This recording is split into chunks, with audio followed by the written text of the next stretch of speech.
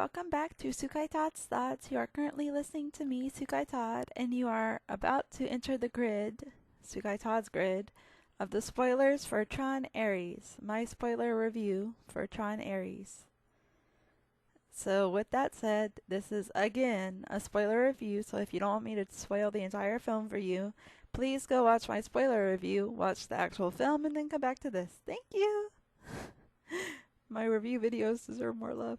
Anyway, and also a quick side note, thank you to everyone who watches my fan dubs. You guys are the best. You lovely people are amazing. Now, on to the movie, starting with the main character, Tron Ares. Or Ares, rather. He was really good. He was a really great character. He understood the assignment. Leto, whatever. Jared understood his assignment and he got an A+ from me. Okay? Say what you will about him as a person or even as an actor, but I think Tron Ares will be a sleeper hit similar to Tron Legacy. I think Ares was a brilliantly written character and well thought out, and Leto definitely understood his assignment, so props to him.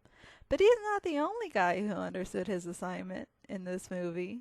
Let's talk about his creator. That's right, ladies and gents!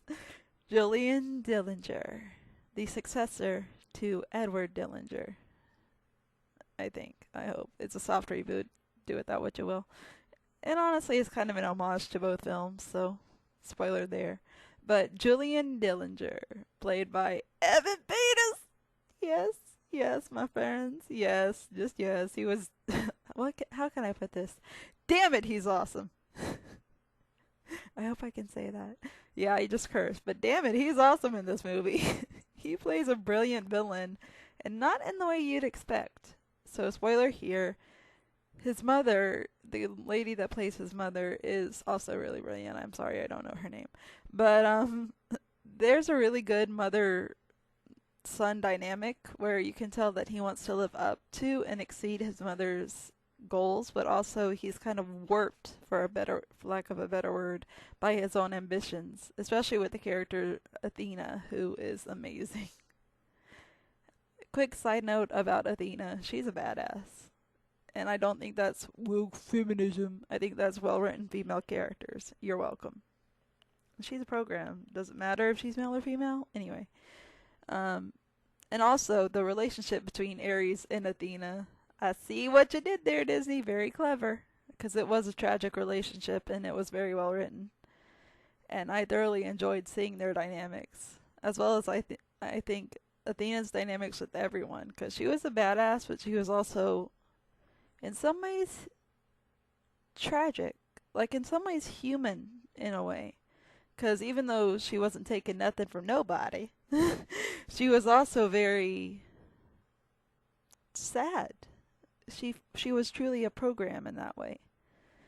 Saddened that she could not be with her clear love interest Ares, but more than that, she did everything she could to follow her commands, and ultimately it was the end of her, which is very tragic and true to the lore of Athena, so respect there.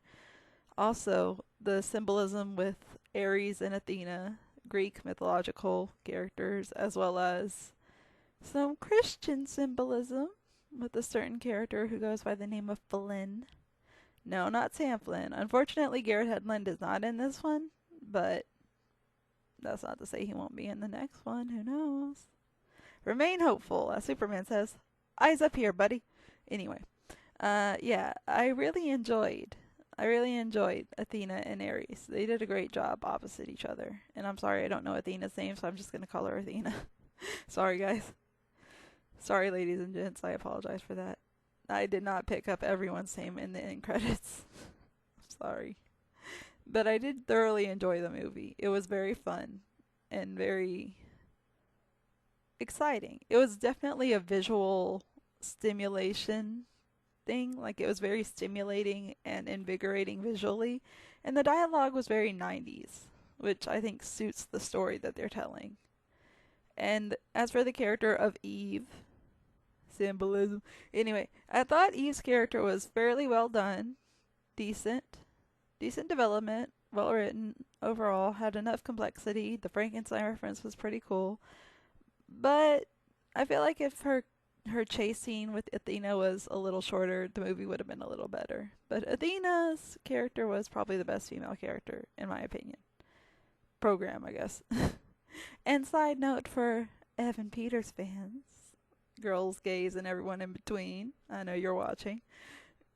Evan Peters fans, not Evan Peters. Like, I don't know. I doubt Evan Peters would ever see this video. But wasn't he fine? Was he not fine in this movie? Okay, he looked good. The tattoos, the hair, the wrist, the wrist watch. Like, he just had it going on. I'm sorry, he's a good villain. I hate to admit this, but I was low-key rooting for him in the beginning.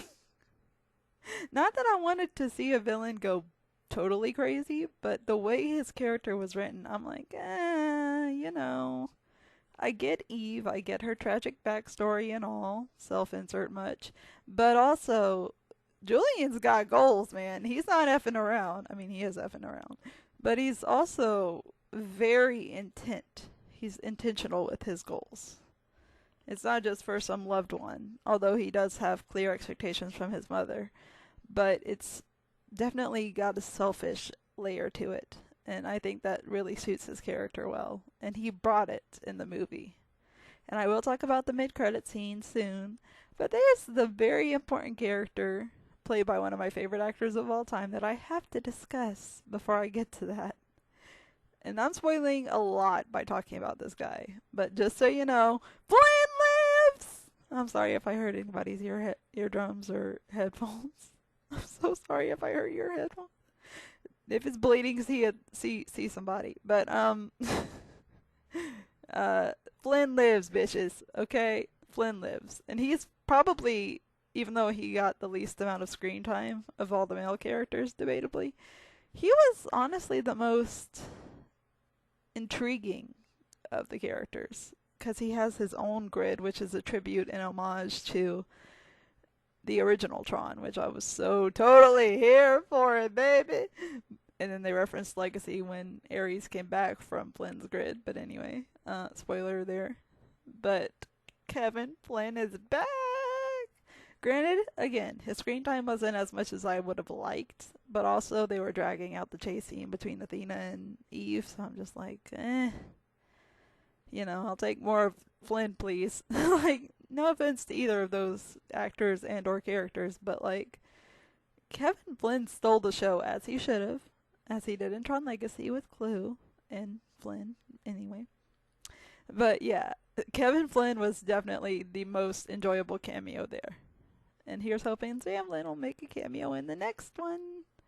But yeah, Kevin Flynn, Jeff Bridges, he nailed it. He was the best part. And he was playing the mentor slash sensei to Ares, and he did the perfect job. I mean, he's Jeff Bridges. I mean, it's Jeff Bridges. What more do I need to say? He's Jeff Bridges. It's Jeff Bridges, man. He is the best. Okay, one of the best. And I'm so thankful that he overcame cancer, Jeff Bridges, the actor, twice. And he's also starring in a movie, or not a movie, in a TV show that I don't watch personally, but I have family members who do, called The Old Man. I've heard it's really good. It's a little gory for my taste, says the girl who watches Tron Ares. But yeah, if you want to watch more Jeff Bridges content and you're of age to watch stuff like that, please check it out. Let's let Flynn live for as long as he can. Let's celebrate his legacy, please. Let's keep him alive for as long as possible. Please, let's keep Flynn living for a while. Because sooner or later, Garrett will have to take the mantle. But hopefully it'll be later than sooner. You can quote me on that, later than sooner. Just say Sukai Todd, please. Thank you. Yes, this whole part was just to gush over Kevin Flynn, aka Jeff Bridges. You're welcome. Watch the movie. Watch the movie and you'll know why. Anyway. Ares as a character, as I said previously, was very well written. He was definitely the most complex and most well developed, as it should be. But I do have to say a couple of things about the music. Because the music is a 10 out of 10. The film is a 9.5 out of 10, so solid grades there. But the whole Depeche Mode references? No. Before any Depeche Mode fans come to attack me, I don't hate that group. I don't love that group. I don't know much about that group, okay? I feel like during the course of the film, I learned that Depeche Mode has 80s sounding music. And that's about it. And Ares likes 80s sounding music, which makes total sense. Beyond that, and Eve does too, props to her, I don't really listen to that kind of music. Like, because it was so, like, sad. And some same could be said for Daft Punk's last quote unquote album, Random Access Memories, RAM. But I'm just not a fan of Depeche Mode. I don't hate them. I don't love them. Which leads me to my final question for you guys. What did you think of the movie? Tell me, but do so respectfully and yeah, stay jamming, man. Fight for the users. Bye.